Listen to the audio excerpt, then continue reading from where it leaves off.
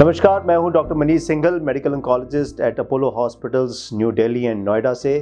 आज हम बात कर रहे हैं about covid vaccination in cancer patients. ये एक ऐसा टॉपिक है जिसके बारे में आई थिंक बहुत सारे कैंसर पेशेंट्स जानना चाहते हैं।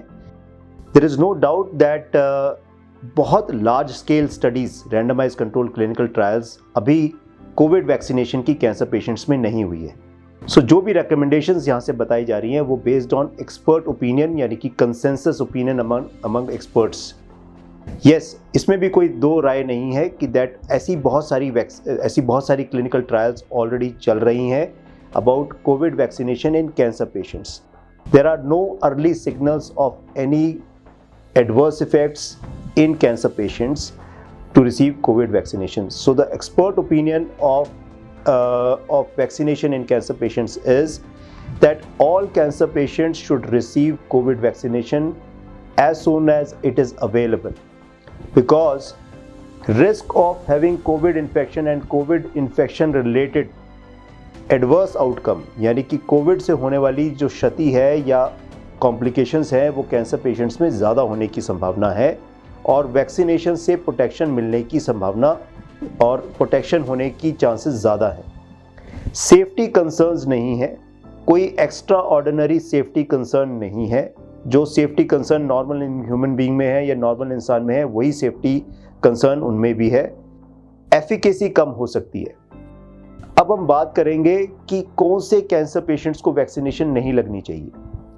खास तौर पे जिन लोगों का बोन मैरो ट्रांसप्लांट हुआ है, जिन लोगों का बोन मैरो ट्रांसप्लांट हो चुका है, उनको 3 महीने तक वैक्सीनेशन नहीं होनी चाहिए। या जो लोग हेमेटोलॉजिकल कैंसर से डील कर रहे हैं, यानी कि ब्लड से रिलेटेड कैंसर से डील कर रहे हैं और उनको हाई डोज कीमोथेरेपी मिली हुई है या क्या एग्रेसिव कीमोथेरेपी मिली हुई है और उनका ब्लड काउंट यानी कि TLC white blood cell count की मात्रा कम है, उनको वाइट ब्लड सेल काउंट की मात्रा के रिकवर होने तक वैक्सीनेशन नहीं लेनी चाहिए। जब white blood cell count recover हो जाए तभी वैक्सीनेशन लेनी चाहिए। केवल इस दो पॉपुलेशन को ही वैक्सीनेशन लेते हुए एहतियात रखना चाहिए, यानी कि बोन मैरो ट्रांसप्लांट होने के 3 महीने के बाद आप ले सकते हैं। और अगर आपको ब्लड से रिलेटेड मैलिग्नेंसी है और आपको काफ़ी एग्रेसिव कीमोथेरेपी मिली हुई है, तो वाइट ब्लड सेल काउंट के रिकवर होने के बाद, जो कि जनरली 11 से 15 दिन के अंदर रिकवर हो जाते हैं, उसके बाद आप वैक्सीनेशन ले सकते हैं। बाकी all cancer patients can take vaccination. जो भी सॉलिड ऑर्गन मैलिग्नेंसी के पेशेंट्स हैं, जैसे कि breast, lung, stomach, pancreas, liver, colon, large intestine, ovary, uterus, इन सब के कैंसर पेशेंट्स, अगर आपकी कीमोथेरेपी चल भी रही है या आपको कीमोथेरेपी रिसेंटली मिलकर ख़त्म हो चुकी है, आप लोग वैक्सीनेशन ईजिली ले सकते हैं। यस, एफिकेसी थोड़ी सी कम हो सकती है, but something is better than nothing.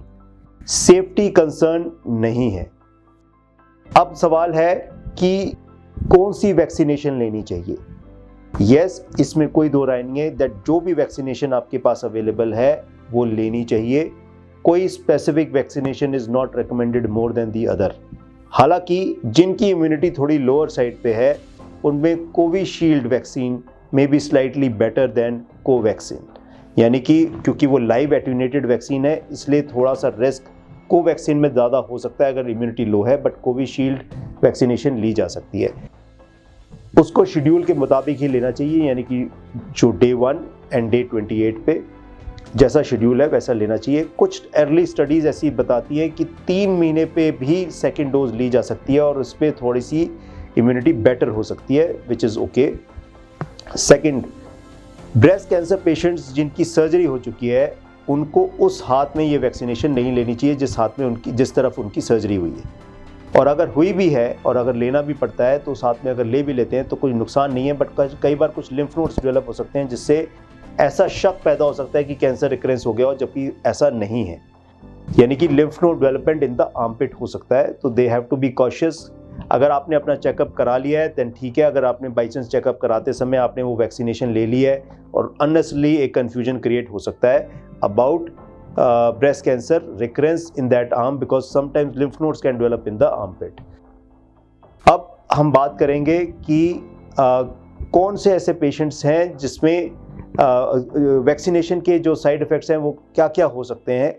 Vaccination से आमतौर पे जो हमने अभी तक काफ़ी सारे कैंसर पेशेंट्स को वैक्सीनेशन ऑलरेडी दे दी है, किसी को कोई मेजर साइड इफ़ेक्ट्स अब तक नहीं हुआ है। फीवर, बॉडी एक्स और कई बार ये फीवर 2 से 3 दिन तक आ सकता है कैंसर पेशेंट्स में, जो नॉर्मल पेशेंट्स में भी, नॉर्मल लोगों में भी आ सकता है। केवल यही साइड इफ़ेक्ट्स अब तक सामने आए हैं। अभी तक हमने किसी का एंटीबॉडी टेस्ट नहीं किया है देखने के लिए कि एफिकेसी कैसी रही है, बट विद टाइम ये सारी इन्वेस्टिगेशंस और ये सारे टेस्ट भी हमारे सामने आ जाएंगे। So my appeal to everybody is that we should not be very worried about taking COVID vaccination. Vaccination should be taken by all cancer patients, and there is no safety concern. There is no major safety concern. Efficacy may be less, but something is better than nothing. And either of the vaccination which is available in the Indian market can be had, and we have not seen any safety concerns so far. जिन लोगों ने vaccination ली है, and as said that some protection is definitely better than no protection. All vaccines give almost 100% protection against serious infection. The protection against minor infections may be 60 to 80%, as is known by everybody. We are not worried about minor infections or infections without complications. We are only worried about infection with complications, wherein all vaccines give almost 100% protection. So please don't be worried about taking the vaccine. As per standard government guidelines, cancer patients undergoing chemotherapy for solid organ malignancies should go ahead and take vaccination.